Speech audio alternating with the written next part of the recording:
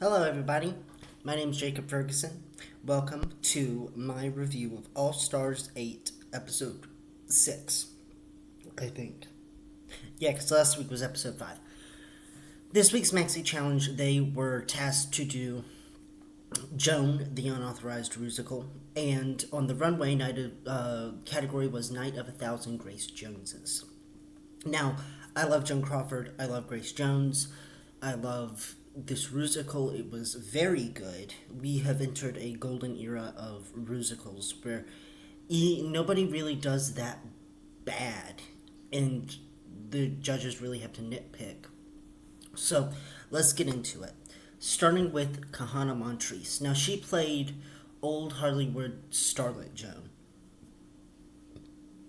This was at her youngest, where she did vaudeville.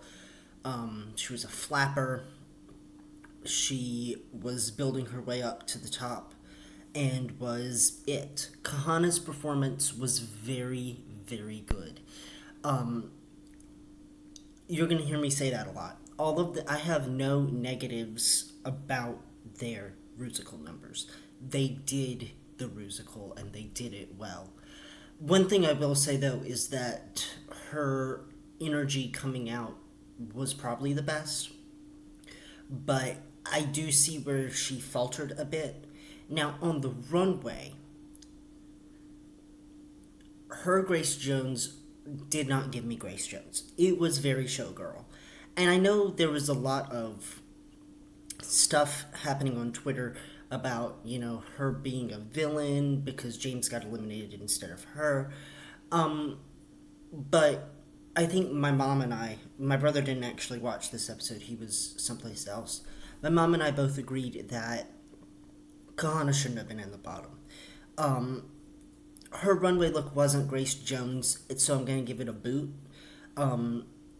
It gave me more Rose than anything like that, but her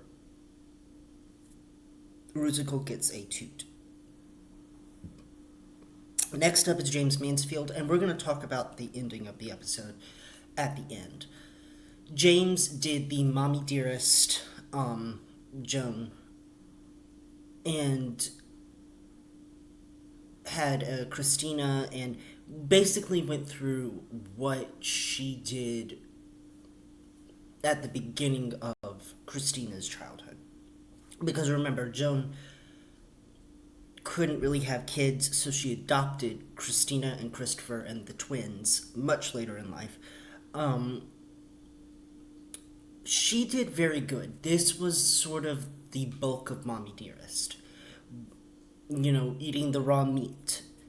I'm gonna beat you because I'm faster and stronger than you.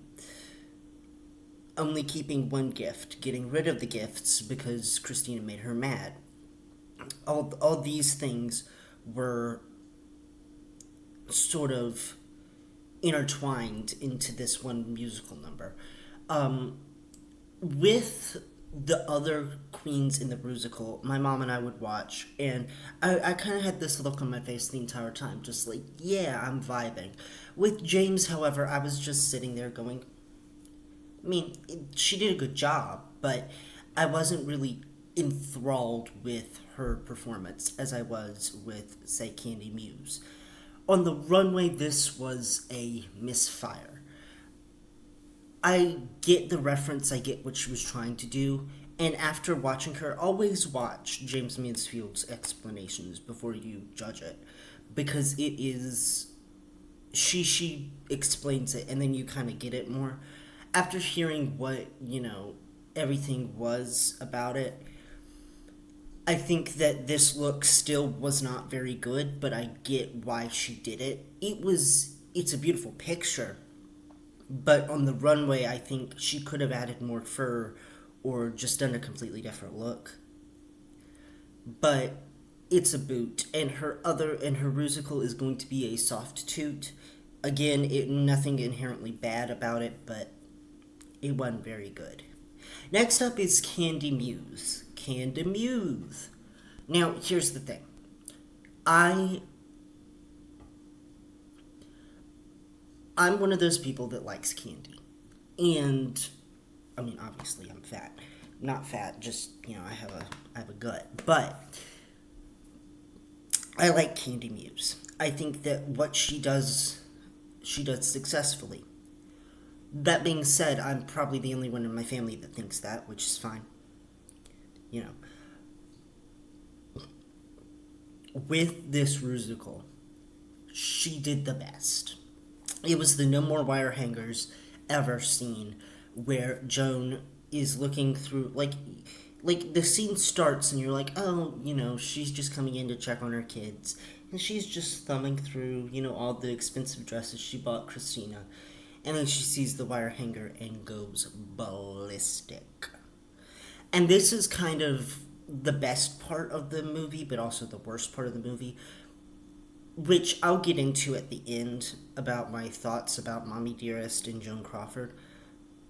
But Kandy did the damn thing. She went all out. She did it really well.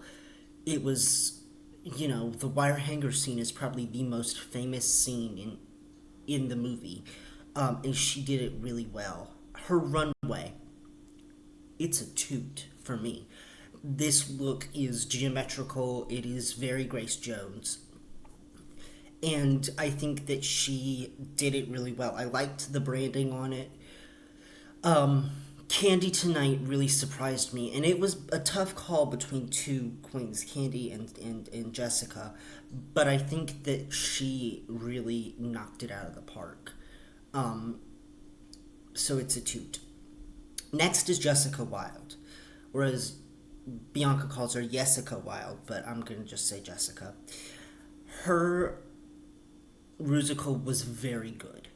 It was one of the highlights. It was the rose bushes scene, which Mariah Paris Balenciaga, when she did Joan Crawford, she cuts the rose bushes.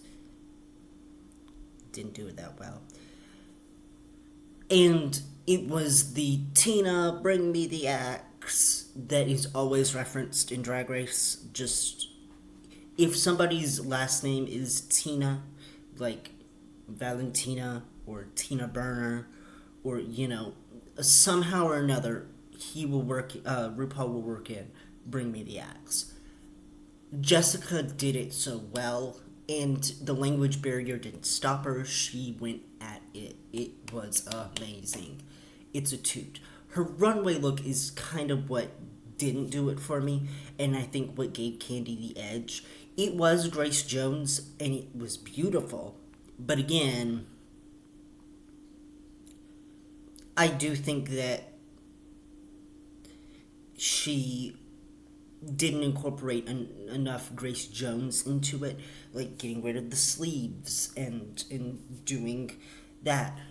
So for me, this is a toot, but it's not as big of a toot as Kandy Muse. Let's go on to La La Ree. Now, when the category was announced, my mom was like, if anybody could pull off Grace Jones, it's her. Her Mildred Pierce was very good. The slaps were very good. They read well. She did a really good job. It was what Asia's Moonstruck Cher was trying to be. It was very good, very just peak of La Ree. Her standing at the back of the stage like icon.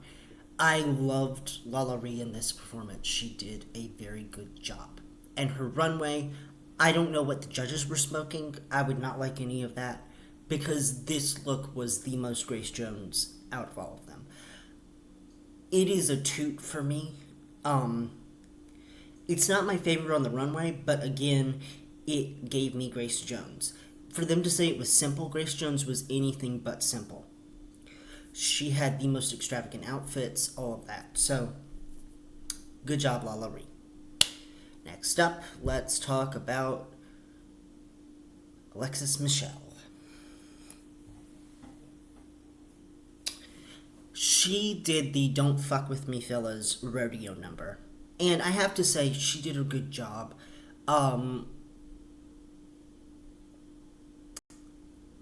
she definitely slayed the challenge. It was a patter song, which if you don't know what a patter song is, it is.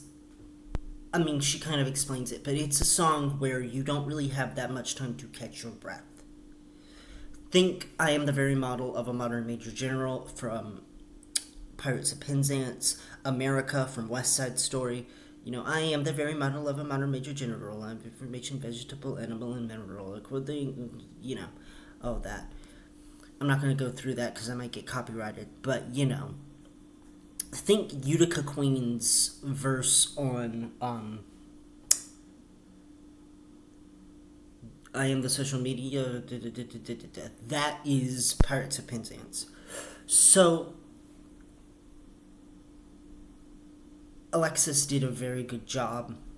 She looked like Joan Crawford. She just was a very good actress. That being said, I don't know if I would have put her in the top or not. We'll get into it. Her Grace Jones look is also a toot. I love it. It is very Grace Jones. Unlike Alexis Michelle to do, but again, it's a very good look. Now, finally, is Jimbo. I think that her Joan was the least Joan Crawford.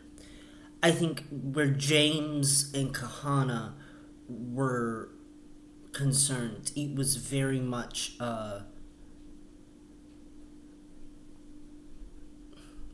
James gave more Joan, Kahana gave more dance, and Jimbo just didn't embody any of it.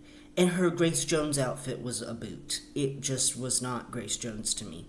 To end on such a low note when everything had been so high, it's a boot for me for both. So let's talk about the elimination. First off, Kandy Muse wins. Good job, Kandy. And Angeria Paris Van Michaels is announced as the lip sync assassin. Okay. She didn't really assassinate anybody in a lip sync. Let's just tell fact. I think that Jasmine ate her up in that in the Love Don't Cost a Thing lip sync, and I also think that Willow and Angeria didn't do that great of a job. Anyway, Angeria is the lip sync assassin. They lip sync to "I'm Not Perfect, But I'm Perfect for You" by Grace Jones, and Kandy Muse eats her up as she should, and then eliminates James Mansfield. For a strategic point, absolutely, I could see her eliminating James. But I think my mom and I were both expecting Kahana Montrese to go, and not because she did bad in the musical. It's just it was kind of her time to go. But I am glad to see Kahana still here. I am sad to see James go. My brother was really rooting for James. And I want James to know that she did a really good job this season. I think that there could have been some wins in there for her, if not for production riggery. So let's talk about that. Jimbo obviously was a clear bottom, for me at least. I think that Kahana was kind of safe from elimination tonight. Where I think that production faltered was not putting Jimbo in the bottom. She definitely deserved it. And I don't know who Kandy would have chosen. Would she have chosen Jimbo? Would she have chosen James? I think to really answer that, they would have had to have put her in the bottom. But I think they were afraid to, because Jimbo's won 3 challenges now. So obviously, there's gonna come a time where we're gonna have to sort of get rid of the competition. And if Jimbo is in the top 2, I don't necessarily know if she's gonna win. So anyway, let's talk about my top 2 of the week is Kandy Muse in the Rusical and on the runway. My bottom boot of the week in the Rusical is Jimbo, and on the runway is James Mansfield. Let's sort of talk about Joan and why it's so important that this was a musical. So first and foremost, I see a lot of people on the internet bashing Joan Crawford because she was abusive to Christina and Christopher, and we shouldn't be glamorizing abuse. We should be just not talking about it at all. And I get that. The thing is that, and I'm not going to say, well, what Joan Crawford did was horrible to her kids. There's a fine line between parenting and parental abuse, and she took it into the abuse. Especially slapping her daughter, beating her daughter with a wire hanger, overreacting over small little things. There could have been a psychological issue with Joan Crawford. I honestly don't know. She may have had bipolar disorder, or she may have just been a bitch who, played when the cameras were on and then it was just mean. As for Faye Dunaway and the movie Mommy Dearest, you have to remember, Faye Dunaway is playing Joan Crawford, but Faye Dunaway is not Joan Crawford. She is Faye Dunaway. And I think the majority of the musical was taking, obviously, the majority of the musical was taking aspects from Mommy Dearest, but applying them to Joan's life. I don't know if she freaked out over a wire hanger. It might have been in the book. I don't know. I don't know if she, cut all the rose bushes and told Tina to bring her the axe. I don't know. It's probably in the book. I haven't read the book yet. I don't really necessarily know if everything was accurate. I know that everything's not accurate. Christina Crawford said so, that the movie was not accurate to what actually happened at all. But you have to remember, for a musical about a gay icon, there's always going to be those moments where she was not very kind to anybody. And what the musical was doing was just playing off of the iconic movie moments. And the moments that weren't in the movie, like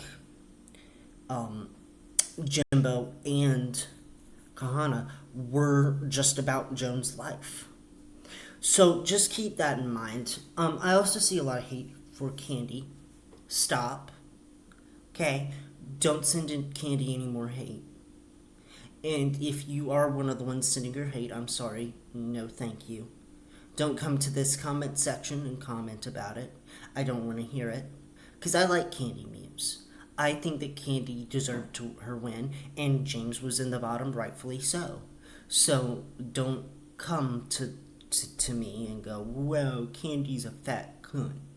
Don't do that. That's just not very kind. As far as Alexis Michelle's involved, I've seen a lot of people going, I hope she quits. Why? I mean, Alexis Michelle was one of the ones that people wanted on All Stars. And now that she's back, you guys want her gone. But I think it's because of the fact that she didn't stand up for Heidi. See, a lot of the drama this episode was tied to the whole hiding in closet ordeal. Just know they are all friends. All of them are friends. Now, we don't need anybody coming to attack them. But I know a lot of you will, because you're thirsty for attention. So stop. If any of you watching this have ever sent hate to any queen, stop. Not good, not kind. So, that's all I have to say about that. Just remember that this is a TV show. Alright, I love you guys. I'll see you next week. Next week is an improv challenge, I believe, so we'll see. Alright, bye guys.